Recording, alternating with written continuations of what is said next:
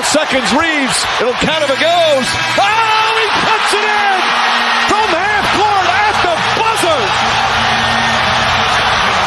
Austin Reaves has quietly turned himself into one of the most productive guards in the league this year. Playing next to LeBron and Luka, he has stepped into a true secondary creator role, and he's delivering. Almost 28 points, 8 assists and 5 rebounds on 50% shooting isn't a fluke. It's the product of a skill set built on craft, pace control, and some of the smartest decision making on the floor. So today, let's break down exactly how Austin Reaves is getting his numbers and why the Lakers keep trusting him with more and more responsibility. Reaves is shooting a league average 37% from deep this season. On paper, it's solid, but the context makes it much more impressive. He takes threes from way behind the line, off the dribble, out of jab steps, and off movement. But the three ball isn't his foundation, it's a pressure tool. It forces defenders to step up so he can start attacking. One of the first things you notice watching AR is how often he's able to get into the middle of the floor. He's not the fastest guy, so he wins with his change of pace. Against the Kings, early in the clock, he slows down just enough to freeze the defender, a little hezzy, blow by, and then an easy finish. He does the exact same thing against the Raptors here. Slow, hezzy, then burst. This is planned, not accidental. Reaves knows exactly how to control his defender's rhythm. When you're not the quickest guard, your body becomes part of your handle. At 6'4", almost 200 pounds, Reaves is strong, and he uses that strength. When a defender cuts off his lane, he's great at using his shoulder to bump, re-angle, and create a new path. Against the Pelicans, Alvarado beats him to the spot over and over, and every time, Reaves bumps, redirects, bumps again, until he's deep enough in the paint to just let this floater off. Out of the pick and roll with Schroeder, he gets Dennis on his back and uses his body to stop Dennis's momentum, and then he's just able to walk into this easy jumper.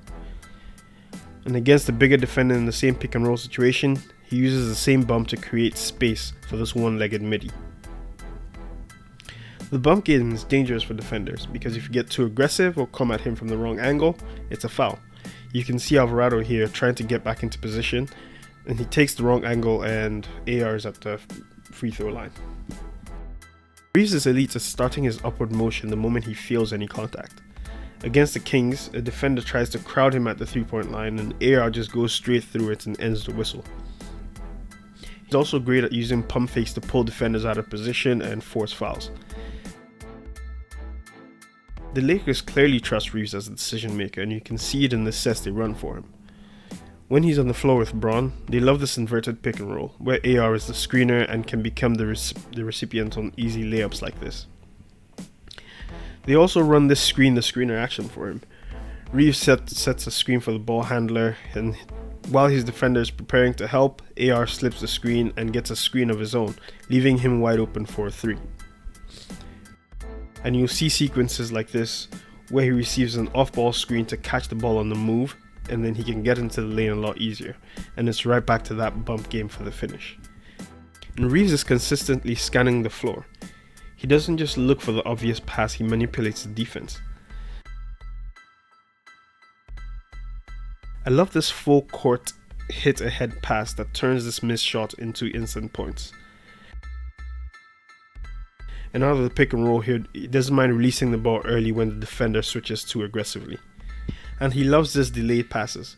He lets the defense commit to the shot before firing the ball out to an open shooter or a cutter. His passing isn't flashy, it's correct, and the correct passes win games. Austin Reaves is not just a role player anymore, he's evolving into a complete offensive creator, using pace, body control, foul craft, and advanced reads to punish defenses in multiple ways. If he keeps this up, the Lakers won't just trust him with more. The league will have to take him seriously as a top tier guard. If you love breakdowns like this, hit the like and subscribe, and drop a comment below which teams you want to see me cover next. I'll see you in the next one. Bye.